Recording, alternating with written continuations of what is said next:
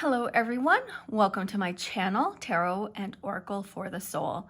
This week I will be doing a walkthrough of the Psychic Tarot Oracle deck by John Holland. So this is a 65 card deck and guidebook. So this is a combination tarot and oracle. It's not a strict reimagining of the Rider-Waite-Smith like most decks. This deck is unique in the fact that there are no court cards in here, and so instead of the court cards you have the chakra cards. So when I see a chakra card in a reading, depending on where it is, either that chakra is overactive or underactive, you know, I can use that, like, you know, in an area of, you know, helping if somebody comes and has a reading with me, like, you know, what chakra they should focus on, if they meditate or for healing, what have you. I am also a Reiki master in Usui Reiki, and then I practice Karuna Reiki and Blue Star Reiki as well. So, and actually in Blue Star, I have, I'm a master in that as well, where the Karuna, I still have to go get my certificate for my master. So anyway, if somebody came for me and got a reading and they wanted to work on that specific chakra, we could.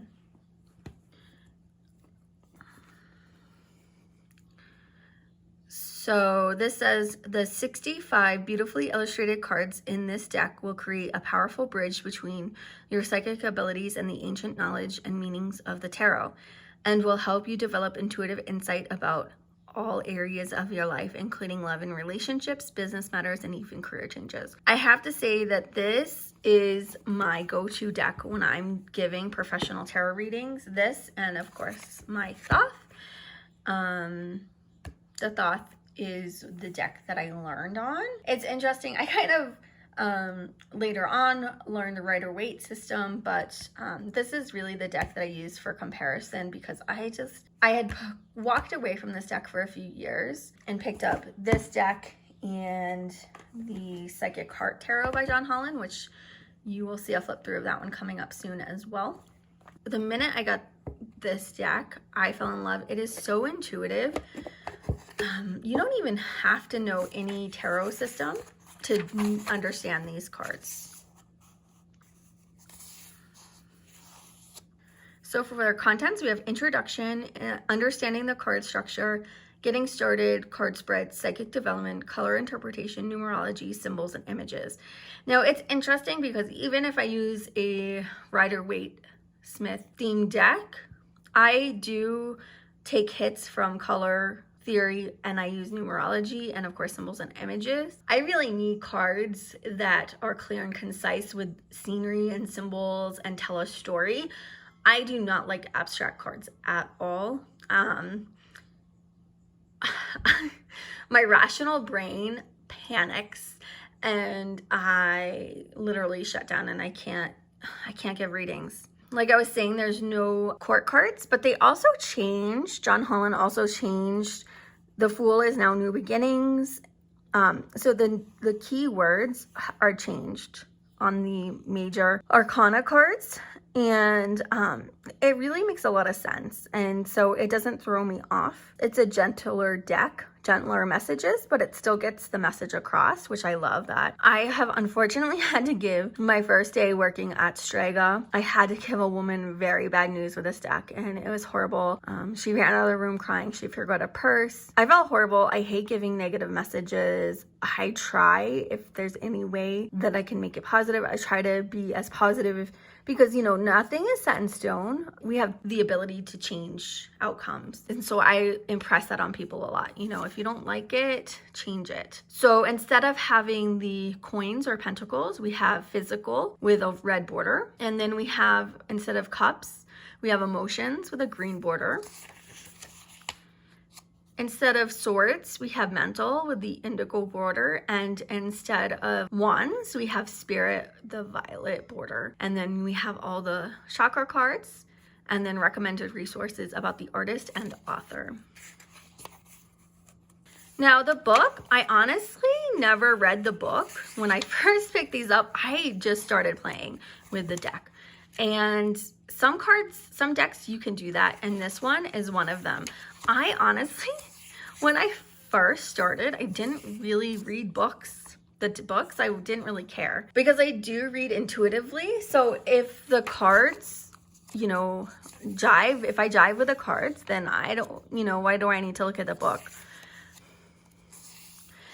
And I usually do a 3-card or just lay cards out. I taught myself the Celtic cross spread recently because I know, working now as a professional tarot reader, people want to see the Celtic cross. They think that that's the only way that you can read cards. Thanks, Hollywood. But it's not. I mainly do like 3-card, especially if I'm doing on my other YouTube channel, Smart Reiki and Tarot, or you can find it by Sarah's Prismatic Musings. I go on live and you will see these cards. I use these cards all the time in my readings. I just do 3 cards, or I will lay out 9 or 12 cards and see what psychic impressions I get from the cards. And I had a woman who got a reading from me professionally who was like, well, what are the placements of the card and how do you read these cards? And I'm like, intuitively. I know many card readers who don't use spreads, and that's how they read.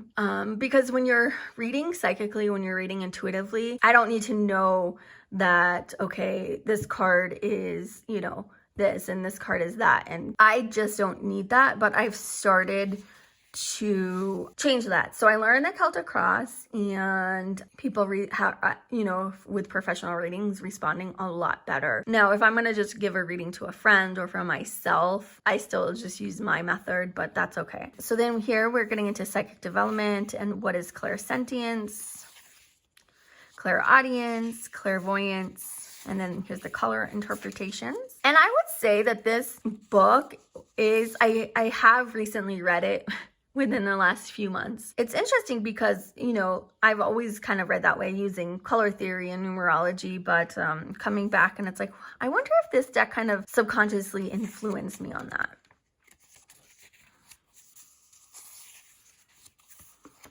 So the book, other than the intro and that stuff I just showed you for the information about the cards, it's not that great. The book, it's not in depth enough. I don't love it. I do like how they say the traditional tarot archetype is the Fool, and then awareness, you have a little thing and it says the Magician. So I do like that it tells you, but it's not necessary. All right, and so they all kind of, but you'll see. Oh, and these cards only go to 9. They don't have number 10. Number 10 is missing, which if you know in numerology, it makes sense because you break everything down to a single digit. So a 10 is kind of redundant. That's a 1.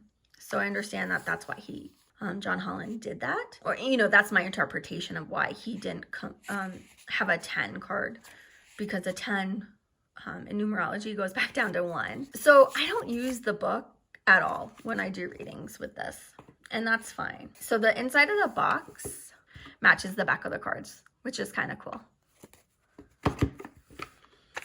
The cards are pretty thick and sturdy, and they're a lot larger than standard size tarot deck. And I will pull out my trusty Thoth deck again because I always have the Thoth around. But you can see how much larger. They are more of a standard oracle size card rather than the standard tarot size. And you can see like even the thickness. So the John Holland cards are gilded, which honestly, gilding doesn't really matter. It kind of makes me nervous because usually gilded cards, I have decks that I have that are only for the artwork and for collecting only. There's some decks that I just don't use for readings, period. And then there's some decks that I use only to read for myself. But this deck, this is my go-to deck. This and the Thoth. So it's thick, but I can still shuffle these, you know, really well, which is nice. Even though they're big, but they're not like stupid big.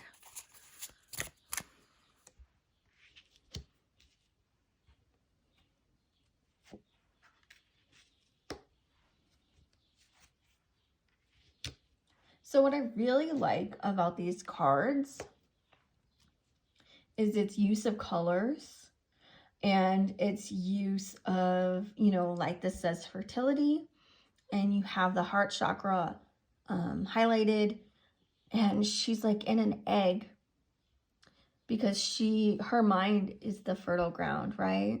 And out of her mind you have these new ideas, these, you know, budding branches, new beginnings. So I like that the symbolism does not rely on the classic pregnant woman, which I hear a lot of YouTubers saying that they don't really necessarily enjoy the pregnant woman motif. So if you're looking for a deck that shows something different and still conveys the message, this is the one. But here you have authority, authority. He's an authoritative figure. We have the columns for support. The images, it shows like a solid foundation, a solid person. I mean, I think it would have been better if it was a square behind him, but there's kind of a square around him, which I know that's just the border, but, and it's funny because his body looks very square-ish as well, which is interesting. I like the symbols, the use of symbols, and that it makes sense, but it's not like necessarily just a knockoff, right? We have wisdom instead of the Hierophant. I love it that, you know, it looks like he's some kind of religious figure, and he has his book and light is emanating from it. And then instead of the Lovers, we have Harmony. And again, you have the green radiance around this gentleman's heart chakra, which is really nice, and the flowers. So it's really great when you read with this deck. You can really see a story come to life, where with not every deck do you see, or at least I don't necessarily see a story playing out. Every reading I've given with this deck is scary accurate. So transformation instead of death, which is really nice. Patience. Temptation instead of the devil. And instead of the scary tower card, we have disruption. So you can see that this person is very energetically, coming from an energy healing standpoint, like energetically very fragmented. And as an energy healer, but especially a shamanic healer, we would need to work on calling in those pieces back to the person. So if I'm looking at it from an energy healing, that's how I would look at it. But I usually just translate it in my mind, you know, a change is coming, a disruption to your life, right? So I love the hope. It reminds me of Reiki hands, or, you know, when you're receiving your attunement, you hold your hands out like that to receive the energy, the universal life force energy. I just really love the changes in the keywords and the images. We have light, truth, and then the universe. Now, what's great about this, so the red border represents the coins or pentacles, and you kind of get that with that it's that it represents the element of earth with the planting of this seed. And again, it looks like people are maybe giving Reiki to the land to help this plant grow and bloom, which it has. And I love the peaches floating. It's fun. So you still get kind of like the coin. You have some coins here floating around, and you have all these different chakra colors and colors representing the different choices.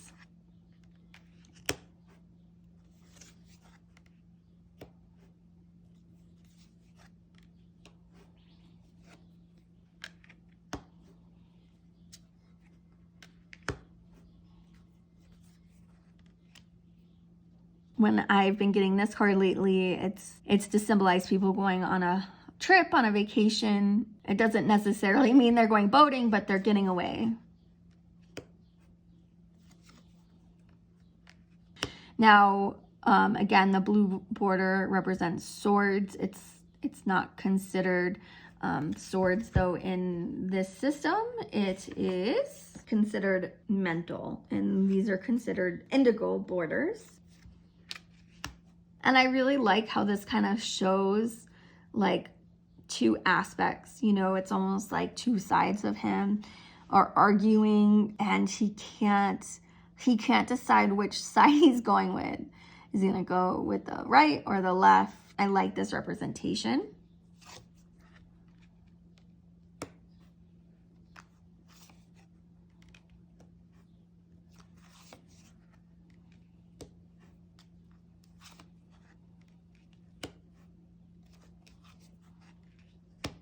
So you see that these cards are maybe not as confronting as maybe say the Thoth or some other darker decks, but they're not so soft that they don't convey the message. I think the Suffering in Silence card is perfect example of that. You know, she's alone, and it's like, is she on a boat or is she on top of that mountain? Regardless, she's alone, and it's like, oh man, look at how far she has to go and on this journey. And we all go through this archetypal journey alone, even if we have the support of friends or have some kind of, you know, faith or religious background. You're still alone.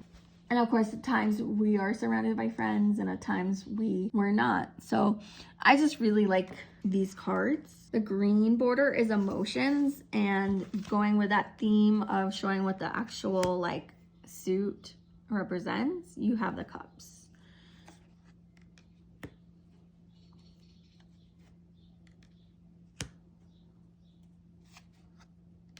So I typically don't like keywords on my cards. I don't like the decks that have like what the meaning is, but these are just, it's the title, and it's just enough without being distracting that I can then intuit.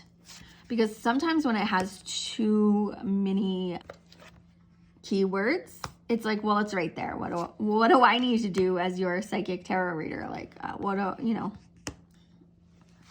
All right, and so then the last suit is the violet border, and this is Spirit or Wands. And again, we have the fire that's represented in the Wands. And even though it has a violet border, there's more kind of like reds, orangey reds in here to represent that.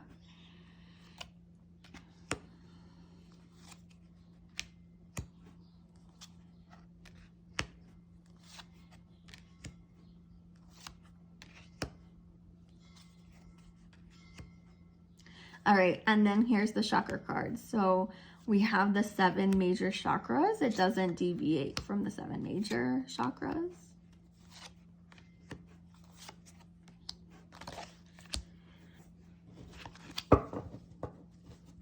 I know that this system is totally different, really, honestly, than the Thoth. It's a little different than the Rider-Waite system. It's really is its own system, but unlike other decks that are their own system, this one's super intuitive. It's super easy. You don't have to even read the book. You can just start playing with this deck right away and giving readings. So if you're a beginner looking for a deck that's not too confrontational, that's a little bit more on the gentle side, that's super intuitive, you don't have to put a lot of like reading time in, I definitely recommend the Psychic Tarot. Honestly, all the other decks I have besides obviously my Thoth and my Neoteric Feminine Tarot, which I absolutely love, that's what my new favorite right now. All the other decks are either I have them because they're pretty, or you know, you do get bored sometimes reading with the same cards, but at the same time it's like, you know, a comfort. It's like going home, right, when you use the same decks.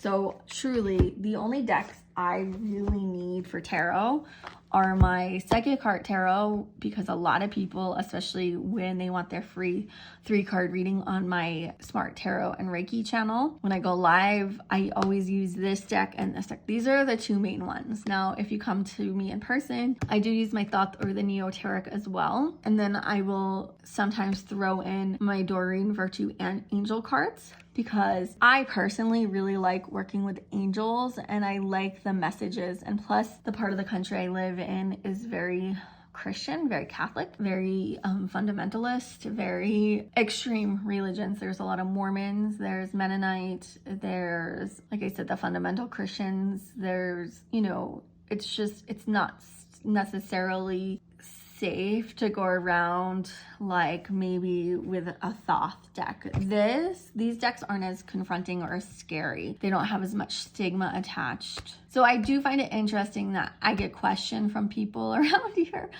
when it is very, very, very extremist, very religious, and there's not much religious tolerance here. If you say love and light to somebody, you might get a death threat. So and you may not even say it to them directly. You may just post that on your social media. And if they know where you live, there are certain groups here that will harass you. So I know I have my other channel where I've kind of shifted away from doing tarot and talking about tarot. And I interview spiritual people still, but it's mainly kind of like artists and authors. And I started this channel, and I won't show my face. It comes down to trying to have a level of safety. I don't want people to be afraid of me either, But I can tell you I'm afraid of some of them. And it's kind of scary, especially since I grew up in a very religious household. Now, my parents are a little bit more open-minded, especially considering the fact that my father's Catholic and my mother is Protestant, and they got married in the early 70s. So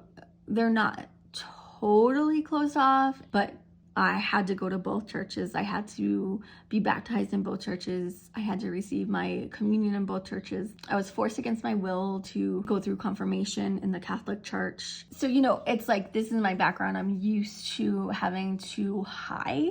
I thought when I moved out to Arizona, when I was in Phoenix, I didn't have to hide. It was wonderful. But what I found I worked in a New Age bookstore for a year, and I found that even though I was just a sales clerk, I had to be careful, because even in the spiritual community, there's a lot of ego, and people love to challenge you. So they want to prove that they can do these things or whatever. So we got spiritually attacked, the workers. I wouldn't say it was a regular thing, but it happened often. We would have these horrible nightmares where arrows were coming at us, and it was weird. One day I went into work and I told my dream to my friend Tina, who is a psychic there. She did tarot, and she had the same dream. And then we go talk to the Reiki practitioner who is there. He had the same dream. We go to the owner of the store and we tell her, and she thinks it's just a bunch of poppycock. So even though she was psychic herself, she didn't believe in witchcraft. She didn't believe in magic. She didn't believe in any of those practices, even though she sold all of those things, and she knew she had workers who were into those things, but she didn't believe in it, even though that was her business. And so she wouldn't do anything. She didn't put up protections. But I can say that us workers, we would go around saging, and I know I would put up Reiki symbols, and I'm sure that Manny did as well. We as employees tried our best to protect the space, but it's not a really great feeling when you have predators in there and you tell your boss, and she's so worried about the bottom line that she won't tell anyone they can't come in, especially even if they're psychically attacking people. So I haven't quite experienced that yet as a tarot reader. As a tarot reader in the shop that I'm at in the new location I live, that's outside of the city, it's been more questioning of well, what gives you the right to be a tarot reader? Questioning how and why I do readings. And I've done a little bit of that on this channel as well. And I can tell the difference. On this channel, it's more about just a curious of wanting to get to know me as a reader, which I totally understand. I started this channel to do flip throughs for myself, to have a record of my decks, because there's quite a few decks that honestly I can rehome, and I probably will after I do a flip through. They will go to Nexus Occult Books in Tucson, where I can sell them, or I'll just try to, do a trade with someone. I do give away a lot of decks often to people I know. If I know they'll jive with a deck, then I'll give it to them. So that's really why I started this channel. I didn't want to get too into doing walkthroughs and reviews, but in the current climate of the latest tarot upheaval, I see the importance of it. I don't want to play into the consumerism. That was not my intention, and I apologize to anyone if I don't want to create FOMO in anyone. So if I really love a deck, I will come on, going forward, because I did a poll and I asked who liked me speaking, and I did get more votes for speaking rather than me, just doing the flip throughs. So if I really love a deck going forward, like I really love these decks, I will do a full complete walkthrough and review. If it's a newer deck to me, and I haven't really used it enough, it will probably just be a flip through. And if I really hate the deck, I will do a walkthrough. I do have a few decks in my collection that I absolutely can't use. This isn't one of them. I have another one that is an indie deck that I can't use, and I will do a full review on that, because I don't want to give anyone FOMO on that deck, because for me, it just doesn't work. And I wouldn't want to have people running out and buying it and then being like, damn it, that girl sucks. She didn't warn us that this deck is just, you can't read with it. But then again, not every deck is for everyone. And since I worked in a bookstore and I got a discount, I purchased a lot of decks and books. And I am one of those people who suffers from FOMO, and I think I need to have it, and I maybe don't necessarily do my homework as well as I should. And I just think something looks beautiful and I just impulse buy. This year I was supposed to be on a no buy, and I've bought this deck and a few others already. This one was definitely FOMO. I'd seen the 1.0 version, which looked really cool. This one is the 2.0, and I don't love it, but I will be doing a review of that coming up shortly. So anyway, if you are also with me, thank you so much for sticking with me, and thank you for liking, subscribing, and commenting. But yeah, these 3 decks right here, honestly, my powerhouse. There is the Neoteric Feminine Tarot, which I've done a review on this channel, that I absolutely love as well. Honestly, with these 4 decks, I really wouldn't need any other deck. If I ever decided to downsize, I would get rid of everything else in my collection except these 4. And there may be an Oracle deck here or there that I might keep, like my Doreen Virtue cards that I've had forever.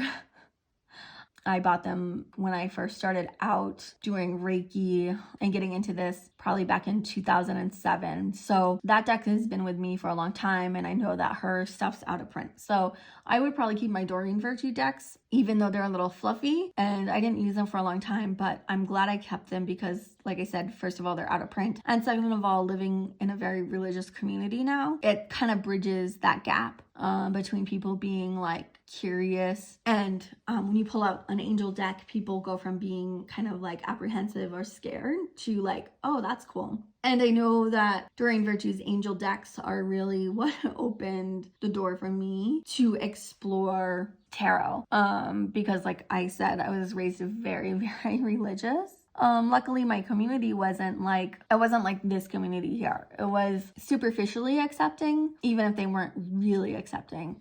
But it didn't feel unsafe to explore Reiki or tarot in that community. Where here, I have some neighbors that we know that we are not in that group, and we joke that you better have fire insurance, that they'll come and Anyway, it's really not something to joke about, but you got to do something to kind of laugh and to diffuse the kind of fear that when you live in a community that is so rigid, that if you don't fit into their rigidity, that you get threats. So it's exciting that I live in a place where I get to pursue this full time, but it's also scary now. I kind of have to go back in the closet, so to speak, so that I don't offend anybody, because I don't want to offend anybody and I don't want to scare anybody, but that's just my personality. Is I like to be friendly and open and welcoming to everyone, and I want people to feel comfortable with me. All right, guys, I'll see you next time. Bye.